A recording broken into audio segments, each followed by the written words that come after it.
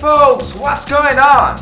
Today I'm so excited for being here because today we are gonna learn new expressions in English, new words, interview, and much more. Hey folks,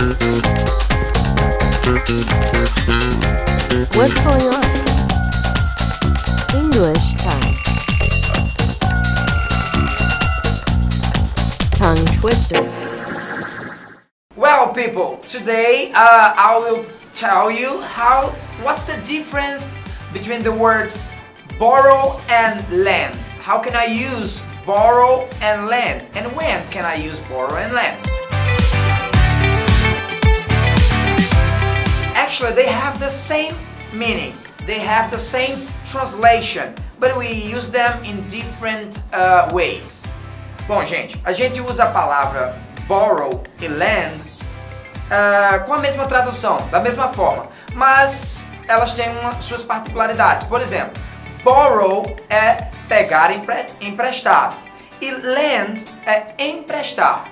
Quando você quer pedir algo emprestado a alguém, você usa a expressão. For example, can you lend me a pen, please? Can you lend me a pen, please? E borrow é mais como pegar emprestado. For example, can I borrow your pen, please? Can I borrow your pen? Can you see the difference? Lend, emprestar. Você pode me emprestar sua caneta? Can you lend me a pen, please? Your pen. E borrow, eu posso pegar emprestado sua caneta? Can I borrow your pen? So that's the difference, and that's how you have to use the expressions borrow, the words borrow and lend, okay? Well, folks, if you are watching me on Facebook right now, go to YouTube, watch this video, share with your friends, subscribe it. What's up? Hello everybody, I'm back, and now I'm here with Mr. Costa. He's an English teacher here, and I'm gonna ask him some questions, some important questions about the bilingual program and teaching, and that's it. Well, first of all, welcome to Tongue Twister, Mr. Costa.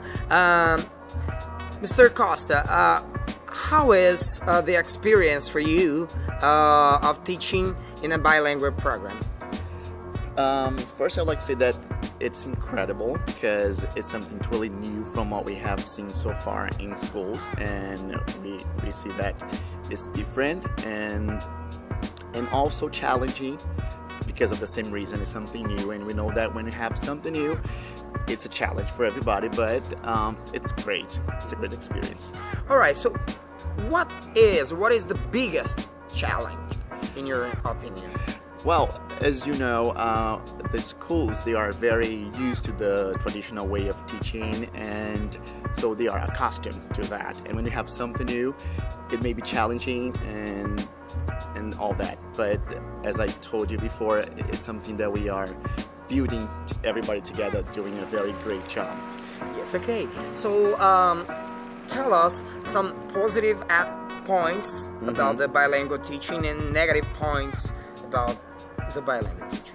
Well, I don't see any negative points of the bilingual program. I think it's something very important, and I think that's something that all the schools should adopt, this bilingual program. But the positive ones is that we are building something new and something that can change the English teaching in Brazil, and I think it's something really important. Yes. What's the difference of teaching kids and teenagers, or is that any different? Well, that's a very good point, because we know that people may think that it's different, but not. That kids, they have like faster response when you're teaching kids, And I think that's really important that they start to study English like just from the beginning, because I think it's really important. And we know that the kids, they learn faster, and the response is faster as well. So I think it's really important that we have kids from the beginning studying English. So you're saying that it is really important to start since the beginning, since there are kids, because they have the opportunity to improve their English faster. That's it, because we will see like in 3 or 4 years those kids from the beginning that they are getting into fundamental. Yes. And we're gonna have better students if we take in account that they have been studying just from the beginning, and I think that's important. You speak English all the time with them? Well, yes, and they don't seem to like question why we are speaking like English all the time. They just this is something that the parents, they always ask us if they understand. For example, do my kids understand when you speak all the time in English? Do they understand, yes or no?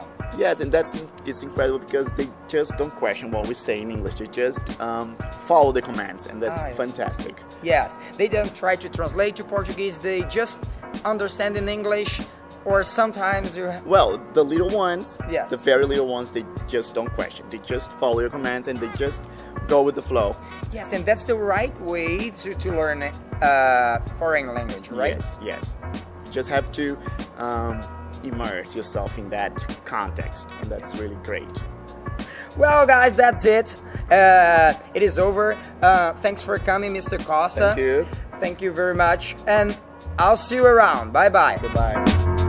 What's up? Okay, people, it's time to go. But before I go, I have one more expression to ask you if you know how to say this in English, okay? Gente, antes de ir, eu tenho mais uma expressão para perguntar para vocês se vocês sabem como falar isso em inglês. E a expressão é isso é de família.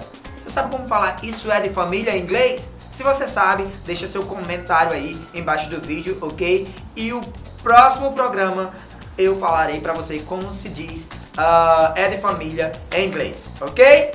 Share the video with your friends, ok? This is very important for us. Leave your comment and your opinion about the program, and this is gonna be very important, okay? So, see you around. Goodbye, folks. Hey folks. What's going on? English time. Tongue twister.